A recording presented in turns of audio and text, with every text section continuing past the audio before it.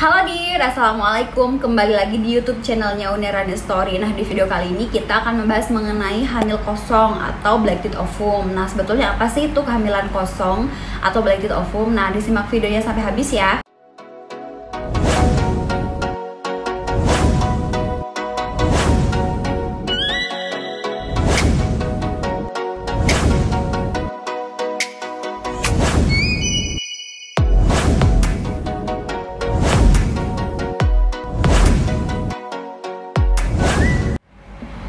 Nah, jadi sebelum kita membahas apa itu black ovum atau hamil kosong, kemudian penyebabnya, gejalanya seperti apa, ini kita ada dari Mbak Ice atau pasien kami yang akan menceritakan mengenai pengalamannya yang beberapa waktu lalu sempat hamil kosong atau black ovum.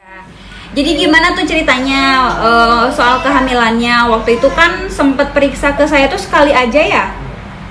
Iya, sekali. Terus waktu itu tuh kita sempet tes pack gak sih atau Mbak tes pack sendiri? Bawa tes pack sendiri? Di praktek saya waktu itu sempat tes pack gak? Enggak Enggak ya, karena Mbak bawa tes pack sendiri ya, hasil tes pack sendiri waktu itu. Ya. Ya itu lupa ya apa namanya si buku pinknya di Jawa kan ketinggal. Bukunya di Jawa. Jadi waktu itu telat mensnya dari bulan apa tuh? Bulan November, Januari, Maret, April, Mei, September. Oktobernya itu September. Ya, Oktobernya langsung ke kita ya periksa kan? Iya. Udah gitu dikasih buku pink. Nah dari situ ada sempet periksa kemana lagi kan? Waktu itu nggak ketemu lagi tuh, mbaknya pergi ke Jawa pulang.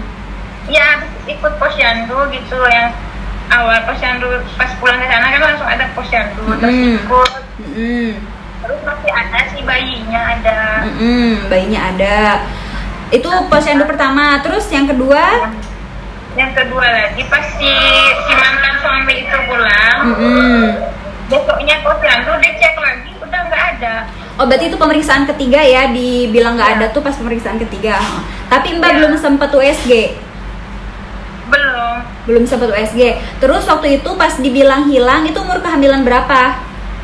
Umur 5 bulan, 4 yang mau masuk ke 5 bulan. 4 mau masuk ke 5 bulan. Belum sempat didengerin denyut jantungnya kan? Iya, belum sempat terdengar.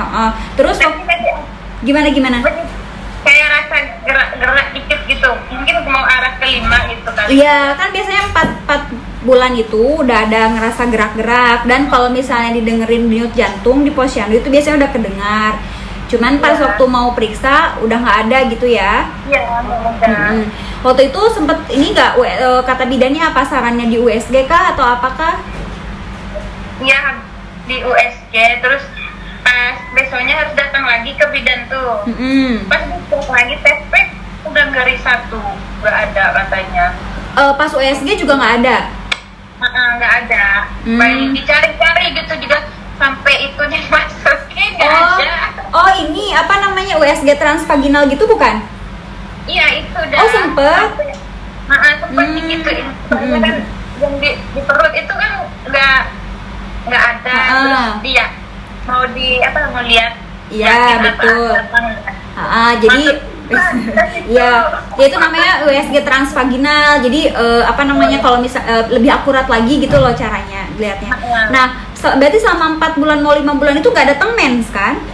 Ya enggak datang sama. Nah udah dibilang bayinya nggak ada langsung datang bulan. Nah bayinya nggak ada pas besok habis USG itu langsung udah dia datang bulan. Masa langsung? Iya langsung. Oh gitu.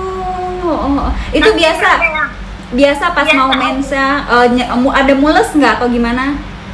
Enggak, cuma rasa nyeri pinggang gitu. Oh, terus pas USG dokternya bilang apa? Ada bilang nggak dokternya? Nggak ada bilang apa-apa, cuma bilang bayinya nggak ada gitu. Oh gitu. Oh berarti ya. Nah jadi gini Mbak, kan namanya tes pack itu keakuratan itu tes hamil tuh 99%. Gitu. Jadi ada 1% kemungkinan valid gitu, maksudnya tidak apa namanya, tidak akurat. Ya. Terus tapi kalau misalnya bener waktu itu Mbak hamil, karena kan waktu itu kita belum sempet USG nih. Jadi WSG pas ketahuan bayinya nggak ada. Nah sebelumnya kan kita belum pernah WSG, jadi bisa aja Mbak itu hamil, cuman bayinya tidak berkembang gitu, jadi hamilnya kosong. Iya katanya sih. Kan juga bilang gitu, hamil kosong. Iya hamil kosong, jadi nggak ada bayinya gitu, nggak ada embrionya.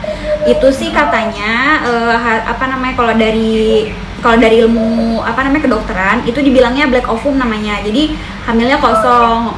Itu bisa banyak kejadian, tapi penyebabnya itu belum pasti. Kalau nggak salah penyebabnya itu dari kelainan kromosom. Jadi misalnya ada kelainan gitu, ada kelainan bawaan dari janinnya, makanya tidak berkembang gitu. Tapi nggak sempet kuret atau apa kan? Memang sehat-sehat aja rahimnya. Iya sehat-sehat aja. Nggak ngerasa apa-apa sih tuh. Biasa aja. Tapi nggak sempet down terus sedih gitu kan? Sempat sih awalnya yang bilang hilang itu sih, soalnya udah ngerasa gerak-gerak, jadi merasa kehilangan itu ya. Waktu itu Mbak merasa kehilangannya berapa lama? Seminggu aku nggak ingat lagi kata tempat pergi ke, biasa kan orang Jawa kan larinya ke ustadz apa. Iya. Terus gimana? Suruh ikhlasin aja, mungkin belum rezeki ya. Betul ya, itu aja. Nanti juga kalau udah rezeki nggak apa-apa. Ini kan hamil kedua ya? Iya. Yang hilang itu hamil kedua. Terus jaraknya berapa tahun sama kakaknya? Sama Azril. Azril 3 tahun. Azril umurnya 3 tahun baru hamil yang ini. Oh gitu. Berarti sekarang lanjut KB dulu ya, belum ada rencana mau punya dede lagi? Belum ada lalunya. Ya berdoa, siapa tahu nanti jodohnya langsung datang gitu ya. Iya. Nanti untuk penjelasannya lanjut di materi ya. Itu aja sih sharing. Makasih udah mau sharing pengalamannya. Ini ada pesan nggak untuk ibu-ibu yang hamil? Mungkin takutnya ada kejadian seperti Mbak gitu. Pengalaman pribadi gimana? Ya kalau mungkin ada kejadian kayak aku ya. Misalnya terima terus ikhlasin. Iya betul. Belum saatnya dikasih sama Allah. Iya. Betul. Ya udah, ada yang mau ditanyain nggak? Nggak ada. Nanti sampai ketemu di minggu depan ya. Bulan depan ya.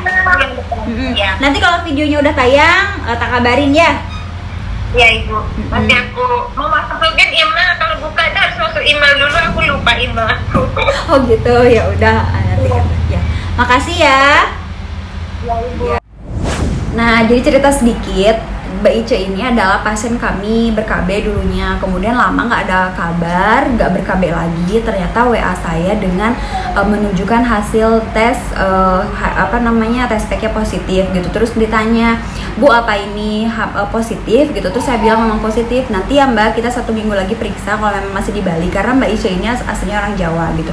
Nah udah selesai itu, udah 1 minggu nih kontrol ke saya, kemudian kita cek lagi, waktu itu positif dan saya langsung kasih buku pink. Nah setelah selesai itu hanya ketemu sama saya, kontrolnya cuma sekali aja. Setelah itu saya follow up Mbak Ice waktu itu jadi pas pertama kirim tes pack itu sekitar tanggal 1 November. Terus setelah itu pas saya ini lagi tanggal 2 Februari saya follow up lagi Mbak Ice-nya, kemudian ditanya gimana kehamilan dan lain sebagainya. Nah Mbak Ice-nya bilang, oh kehamilannya sehat Bu, saya lagi di Jawa. Tiba-tiba pas tanggal 8 Februari itu kan saya WA waktu itu 2 Februari, kemudian pada saat tanggal 8 Februari Mbak Ice-nya ngabarin kalau misalnya bayinya udah hilang. Nah gitu, waktu itu saya sempat mau telepon, tapi karena Mbak Ice-nya lagi di Jawa jadi sinyalnya kurang bagus gitu. Nah kemudian udah selesai itu Maret tuh Mbak Ice udah di Bali lagi. Terus saya ajak ketemu, mau tanya gimana kronologisnya. Nah sempet langsung ber-KB lagi. Kemudian ini ceritanya, jadi Mbak Ice itu hilang bayinya itu sekitar tanggal 8 Februari. Kemudian kata dokter, udah di USG, kata dokter ini hamil kosong. Nah, jadi hamil kosong itu apa sih? Jadi hamil kosong itu adalah blacked ovum atau bayi kehamilan tidak ada embrionya seperti itu. Nah, sebetulnya apa sih blacked ovum atau hamil kosong? Jadi blacked ovum atau kehamilan kosong itu adalah kehamilan yang tidak mengandung embrio gitu. Jadi hamilnya memang kosong, tidak mengandung embrio atau tidak mengandung janin. Nah, ini diketahui kapan? Jadi ini diketahui saat kita USG, melakukan USG gitu. Nah, ini sebetulnya merupakan penyebab terjadinya aborsi gitu. Salah satu penyebab terjadinya aborsi. Sebetulnya blacked ovum atau hamil kosong ini di dunia juga penyumbang lumayan banyak, yaitu 60%. Nah, kejadiannya seperti itu. Nah, kalau di Indonesia kejadian BO atau blacked ovum itu sebanyak 30% dari seluruh kehamilan. Penyebab dari blacked ovum atau hamil kosong ini sebetulnya penyebab pastinya belum diketahui, hanya biasanya terjadi akibat kelainan kromosom. Jadi pembelahan sel yang tidak sempurna, kemudian serta kualitas sel telur, kemudian sperma yang kurang baik seperti itu. Nah, jadi kepada kehamilan kosong ini antara pertemuan sel telur dengan sel sperma tetap terjadi, tapi hasil pembuahannya itu tidak berkembang menjadi embrio seperti itu. Nah, karena pembuahannya tidak berkembang atau tidak menghasilkan embrio, selanjutnya tubuh akan menghentikan proses kehamilan, maka bayinya bisa hilang, tapi memang tubuh yang menghentikannya gitu. Jadi sebetulnya bukan bayi yang hilang, tapi memang tubuh yang menghentikan proses kehamilannya gitu, karena tidak menghasilkan embrio tersebut. Jadi ibu yang mengalami blacked ovum atau hamil kosong itu sebetulnya ciri-cirinya sama seperti hamil biasa. Jadi yang pertama test pack atau tes kehamilan menunjukkan positif atau misalnya garis 2 gitu pada test pack seperti yang Mbak Ici alamin tadi. Kemudian ada rasa mual, ada rasa muntah gitu. Nah, tapi ketika di USG itu bayinya nggak ada gitu, atau misalnya kehamilan kosong. Makanya biasanya saya anjurkan untuk pasien kalau memang udah merasa hamil, biasanya kehamilan di atas 8 minggu itu sangat bagus untuk untuk USG gitu. Nah, sebetulnya kapan saya harus melakukan USG itu sebetulnya segera setelah kita telat datang bulan, tapi lebih baik itu pada kehamilan 8 minggu. Karena apa? Kalau 8 minggu itu kan sudah besar, biasanya denyut jantung juga sudah mulai terlihat pada kehamilan normal. Jadi jika kita mengalami BO itu sudah dipastikan bisa dilihat gitu pada umur seperti itu. Nah, karena memang Mbak Ica ini udah di Jawa, jadi saya nggak sempat follow up lebih lanjut karena pikirnya memang udah di Jawa, sudah disarankan untuk USG dan lain sebagainya seperti itu.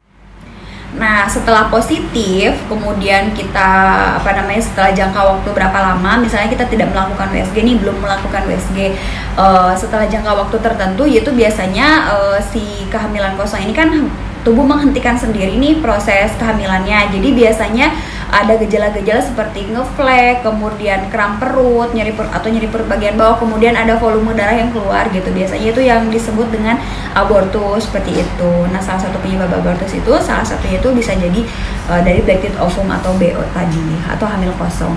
Nah, biasanya tuh kalau hamil kosong ini dikaitkan dengan hal-hal yang goib seperti itu. Nah, jadi tidak ada ya.